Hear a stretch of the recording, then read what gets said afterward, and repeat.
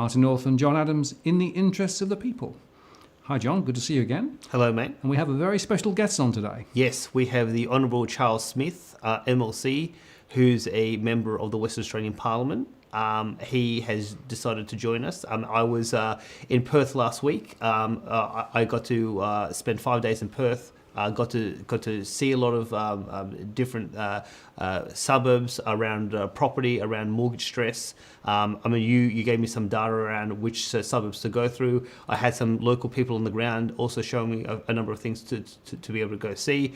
There was a number of people I was able to meet, and I was able to meet a few people from the Western Australian Parliament who gave me some local perspectives. And Charles was one of them. Charles has been watching this show for a while and been following me on social media. So it was good to meet face to face and trade notes. Why I think Charles is good to interview. Charles is a former police officer. He used to work in Kalgoorlie. He actually lives in the sort of the Ellenbrook Vines area, which is in northeast Perth, which is actually one of the areas in your survey sample that says that has high levels of mortgage stress. And obviously he's in Parliament, and he's been in Parliament for a couple of years. He was elected as a One Nation candidate, and quite famously a few weeks ago he decided to quit One Nation, and now he sits as an independent. But given that he's in Parliament, he has a unique perspective on politics and public policy, from the economic to the social. So I thought it'd be good to get Charles's perspectives. Great, Charles, and welcome to the show, and thank you very much for spending some time with us. It really appreciate it. Thanks, guys. Delighted to be here. So we've got a few thoughts in terms of areas we'd like to explore, Charles. But would you like just to sort of give your own introduction in terms of, a little bit about where you've come from and what's really driving your agenda at the moment? I think that's a really good place to start. Sure. So I came to Australia in 2005, where I came into the police force in Perth, and I served in Perth. Then I went out to Kalgoorlie Boulder, where I actually stopped and lived for 10 years. So that gave me a great insight into how the regions worked. I then came back where I got into politics. I then joined the National Party in Western Australia, before moving on from them to run with One Nation. So that's where I am today. I'm sitting in the Parliament. I represent the East Metropolitan Region, which is a very, very big region, around 400,000 people, very, very diverse. And that's where I am today. And that's where I met John, and we talked about all those issues that are of a big concern for us both. Right, and so that region would cover everything from reasonable sized cities through to a large rural constituency too, right? That's right. It has the inner city regions where we have high density developments and suburbs, out to semi-rural regions as well. Okay, great. So can we then just talk a little bit about the real estate market in Perth? Because we know that things are looking a bit wobbly. Prices have dropped on average 20%. And we know that there are areas which are probably really filling at the moment. Are you seeing that in your constituencies? Well, if you drive around the suburbs like Ellenbrook up into the Vines and those surrounding areas, you can certainly see plenty of properties for sale. And it's probably worth noting that if you're a regular traveller in that region, the properties are staying for sale for a long time. I don't know what the end results are, what if people have come in and they've accepted a low offer, but they are taking a long time to move. So that's a visible, noticeable thing when you drive around the area. Right, and so do you see some of the implications more broadly then, if you like, the pressure on households because of the fact that property prices have dropped and people are trying to sell and can't? Is it spilling over more broadly? Well, I think it spills over into all sorts of issues, and we touched on those social issues. And Perth and Western Australia has the dubious honour of being Australia's meth capital, and it's a serious issue which sort of undermines the whole of society here. For example, if you were in the police and you dealt with people, I think 90% plus people would be meth affected.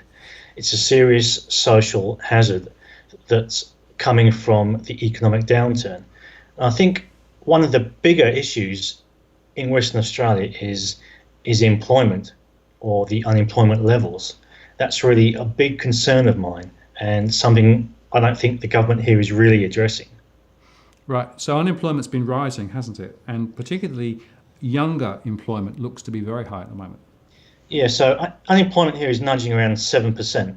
And as you mentioned, youth rates, if we talk about underutilisation rates among 15 to 24-year-olds, they're nudging on 30%. The kids just cannot get jobs in the marketplace. And it's not just for people leaving school, it's for people graduating, people who are postgraduates. They can't get jobs in those desired fields that they trained for. So they're leaving university with buckets of debt and they cannot get professional level jobs. It's a real problem for them. And I know kids who've been looking for 5-6 years and they just cannot get a job. So is that a policy failing in terms of the Western Australian government or something else that's created that issue, do you think? Well, I think we can examine national policy and state policy to look for those answers. And when the McGowan government first came into power in 2017, they initially took Perth out of the state migration scheme, which was a good thing, reducing population pressures. Shortly thereafter, they then decided to turbocharge the international student market. And then they now have targets for 100,000 international students within the next few years. And this is, I think, a significant reason why wages are declining and the kids cannot get jobs. Right, so there's more competition for the jobs that are there, is that what you're saying? The market is already saturated and they're introducing even more people into that oversaturated market. And we know that has the effect of driving wages lower. These kids come over, international students and for other foreign workers, they undercut the marketplace. So what we have now in Western Australia is people who are just undercutting each other consistently to try and get the job. So that's just driving wages down across the whole country, really. Sure. So, Charles, I mean, in terms of some of the observations that I saw while I was there, and obviously besides you, I met other members of the WA Parliament. So obviously we have property prices falling about 20% since 2014. And the Reserve Bank says that 15% of mortgages in WA they're underwater, but that's calculated at a portfolio level. When you look at a property by property level, it's actually a lot higher than that. Obviously we have parts of Perth which have high levels of mortgage stress, according to Martin's own data. And so all of these factors plus a tough employment market is obviously leading to a whole host of very nasty social problems. So you touched on the drug problem, and I've heard that from other members of the WA Parliament who said that not just in the Ellenbrook Vines area, but even along the coast, Iluka, Hillary's, even going up to Oceans Reef and Condley and some of these areas, those problems are playing out. You're seeing things of, in quite a few cases, car repossessions happening, children being withdrawn from private schools. Obviously, one of the things that I was told before I went to Perth from a viewer of ours was that, there wasn't a big visible homeless problem in the Perth CBD. So last Saturday night, I was actually in Perth, in the CBD, and I walked the streets around midnight just to sort of see with my own eyes. And obviously there was homeless people there. And to be honest, I wasn't particularly shocked because I've seen more homeless in Sydney compared to Perth. But what I was told was 5 years ago at the peak, when things were really roaring in WA, there was hardly any homeless on the streets of Perth. So it's much more visible. And obviously we're starting to see a high level of divorce, and obviously even with suicide with mining fly in fly out workers. So these were some of the broad things that were sort of said to me, so we're seeing that a whole host of bad economic policies is now manifesting itself into some very nasty social problems. So that'd be fair to say from your observation. I would agree. Being a politician, I speak to lots of people. In this area, we have quite a few psychologists and psychiatry businesses, and those people tell me that They are overrun with people, especially from fly-in, fly-out backgrounds, who are struggling to cope with that work style, the family breakdown, the drug use. It's a serious social issue. And the Edinburgh area is very high in fly-in, fly-out families. And that knock-on effect goes down to the children, how they behave in schools and so on. Our schools around in this area have incredibly high levels of classroom disruption. The children can be quite antisocial. And these are all knock-on effects of the unemployment, the underemployment, and the low-wage economy that we're all living in now.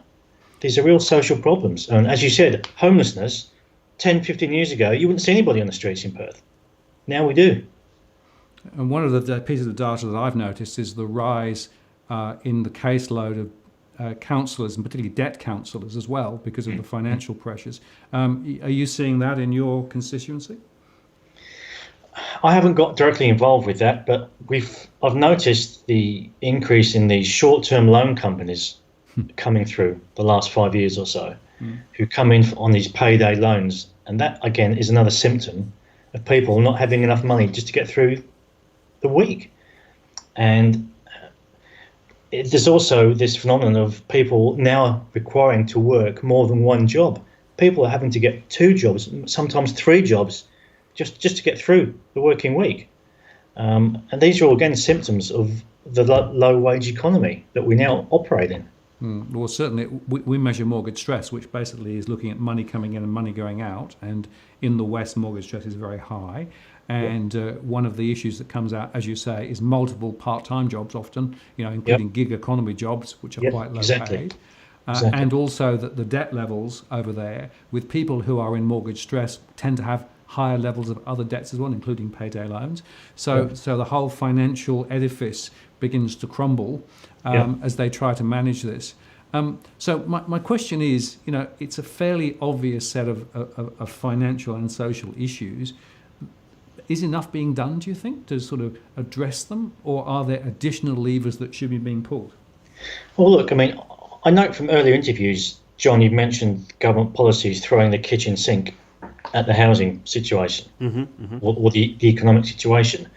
One of the things the McGowan government is doing here is with this so-called Key Start loan scheme in a bid to reflate or to provide stimulus to the housing market. And Key Start is a government-backed, really subprime scheme designed to suck in these marginal borrowers into the housing market.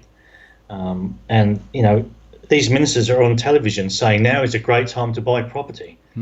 And they're doing everything they can to get that market going by sucking in these people who would not normally be able to afford and repay a mortgage. And I've been heavily critical of that in Parliament and through my media releases. Well, that's very interesting because, of course, if you look over to the US prior to the global financial crisis, they had precisely the same policies going on there, where effectively, towards the end of the late cycle, more and more subprime borrowers were being sucked into the market on the promise of getting a property and being able to own their dream, as it were. But unfortunately, it turned sour there, and we suspect the similar is going to be here, because essentially we're pulling people into the market who probably shouldn't get into the market. It's also having an impact in terms of house prices continuing to rise and banks lending ever more. So effectively it's a bit of a dead end in my view. Well, I think it's quite amazing that barely 6-7 months have gone by from the Royal Commission into the banking sector, and we've got banks falling over themselves to provide loans to these people. And it's exactly that policy, as you said, which led to the global financial crisis. And Australia seems to be sleepwalking down that path, and I don't understand why. So I mean, that's interesting you say that, Charles, because a lot of our viewers don't understand why parliaments, the federal parliament, some of the state parliaments, they're doing what they're doing. Sometimes I'm scratching my head. You're in parliament. So when you say you're not sure why the government's doing what it's doing, well, obviously I'm assuming you're talking to other parliamentarians. What's being discussed in the private hallways on some of these issues among yourself and in terms of the crossbench and the government and the opposition? Well, with respect to my parliamentary colleagues, I mean, I appear to be a lone voice of sanity in that place and reason, with the major parties really in cahoots with each other, mostly, I think, to push these kind of policy ideas forward. And I know that in private conversations with members on both sides of the House, they are agreeing with what I'm saying. But of course, due to the way politics works and party lines works, they can't publicly say, yeah, Charles, I think what you're saying is actually correct, and I agree with what you're saying. So I think having an independent voice and, if you like, saying the truth is I'm having some little influence in there. I mean, hopefully it goes back to their party rooms. But, I've been speaking about the wages, the housing issues, and maybe a little change does go down. I mean, one can only hope that my lone voice of reason is having some effect. And I think I do have some effect because, John, I've noticed in all the media that I do and gets released, it oftentimes becomes mainstream news some weeks or months down the track. And if we just cast our minds back to the Key Start policy initiative, just a few weeks after my media went out, the West, the paper here in WA, ran a big article on Key Start and the pitfalls that go with it. So I like to think I'm having some effect and influence, but I'm not being directly recognised for doing so. But as long as something is happening, I guess that's the main thing. Sure. The news is getting out. Sure, Charles. So when I spoke to other members of the WA Parliament, I mean, I was hearing a recognition that there was a common set of problems that we're discussing here now. That other people in Parliament recognise that there are problems. But are you finding that there's consensus about how to deal with the problems, or what the government and the opposition don't want to sort of face facts and actually come to a mature deliberation about the solution, or there's just an ideological divide as to how do we actually resolve this other than getting more people into debt? Well, that's the only policy initiative that's come forward on housing. I mean, there's no real policy about how we logically reduce house pricing or how we make them more affordable. So the first-time home buyers can get onto the market, and we can have a reasonable, structured market in place. Sure, but I guess just separate to housing, when you look at sort of in terms of unemployment or youth unemployment, when you're looking at crime, when you're looking at the drug problem, the homelessness problem, I mean, is the government, is the opposition starting to think seriously about, well, we actually have a problem today, we need to do something about it before it gets worse? Is policy the policy solution? Is there a mature conversation in Parliament about how do we get bipartisanship to actually address the problems happening on the streets of Perth? No, I don't think there is. I mean, we're not addressing the policing or crime situation at all.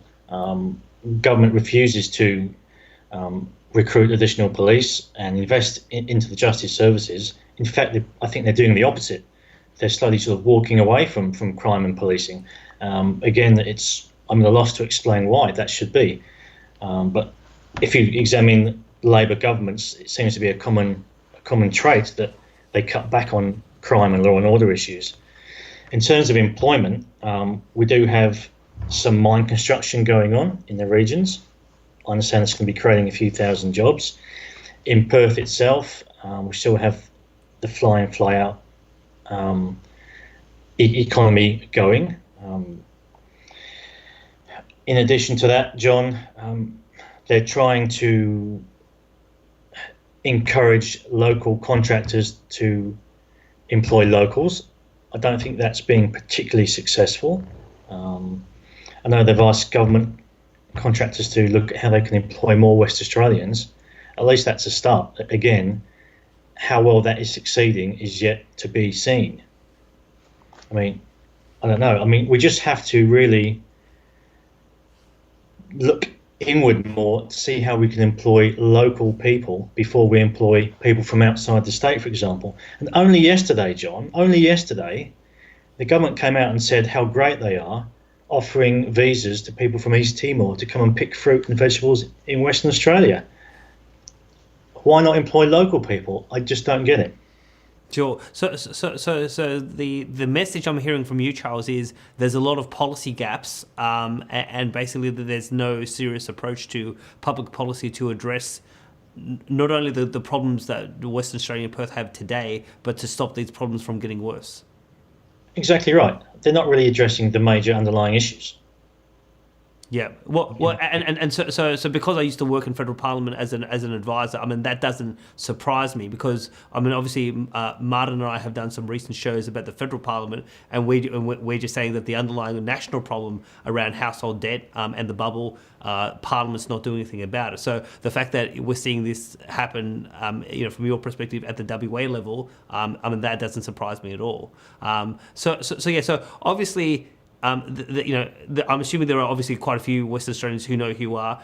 A lot of people on the East Coast and in South Australia and Tasmania wouldn't know who you are. So, one of the reasons why I wanted to do this show with you was to help tell the Western Australian story, because if the East Coast unravels like the West Coast is, we're going to start to see bad economic problems. We're going to start to see bad social problems. We're going to see these gaps in public policy, and governments basically have no idea what they should be doing. So for people on the East Coast who've never been to Western Australia or who haven't been to Western Australia in quite a while, do you have any sort of key messages about how either, if you want to talk to other parliamentarians or other policymakers or even individual Australians about how they should be thinking about the property bubble, the debt bubble, how should they sort of getting on top of these issues before their circumstances unravel into some sort of big mess? I think policymakers we need to start rejecting. I mean, the globalised approach to economics.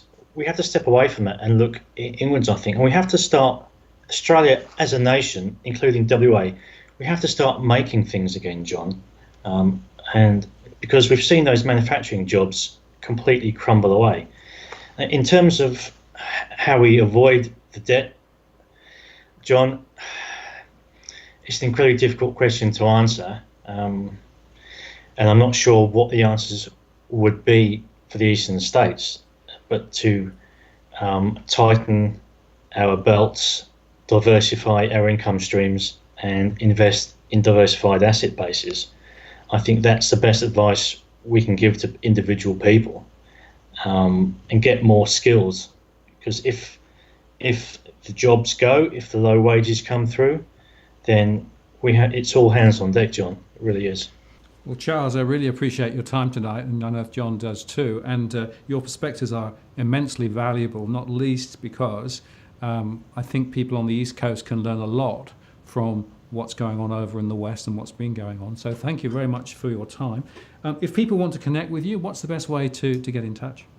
Sure. Well, I'm on the social media. I'm on Facebook, Twitter. I have a website, charlesmithmlc.com, and I usually do answer all questions and queries put to me within a reasonable time frame. Your service level sounds very good.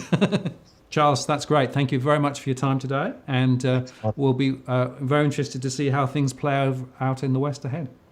So do I. All right, guys. Thank you so much. Thank you. Thank you, mate.